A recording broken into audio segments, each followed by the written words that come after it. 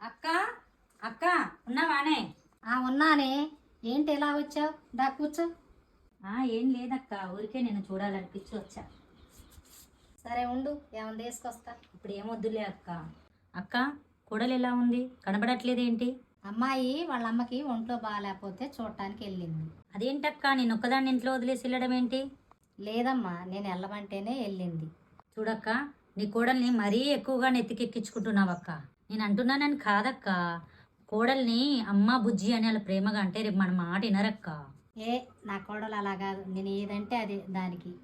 అవునా? సరే, ఒకసారి నీ కోడలికి ఫోన్ చెయ్యి, ఎత్తిదో లేదో చూద్దాం. నువ్వు అన్నట్టు నీ కోడలు నీకు మర్యాద ఇస్తుందో లేదో ఇప్పుడు తెలుస్తుందిలే. సరే.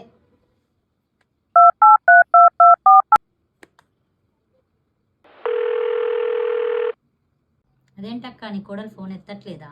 ఏదో పనిలో ఉందనుకుంటా, అందుకే ఎత్తలేదేమో. సర్లే, నీ ఇష్టం.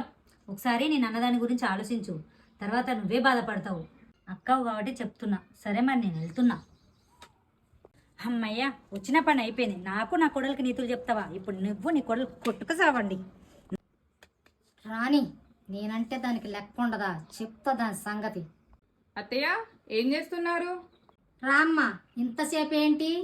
బస్ అందలేదు అత్తయ్య, దారిలో వర్షం, అందుకనే లేట్ అయింది అత్తయ్య.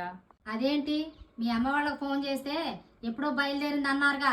అత్తయ్య అత్తయ్య అని నంగనచ్చిలా మాట్లాడుకో. ఎక్కడెక్కడ తిరిగిపోతున్నావో చెప్పు. అసలు మీరేనా అత్తయ్య ఇలా మాట్లాడేది? అవును, నేనేనే మాట్లాడేది. ఇన్ని రోజులు నా కళ్ళు మూసుకున్నాయి, ఇప్పుడిప్పుడే తెరుచుకుంటున్నాయి.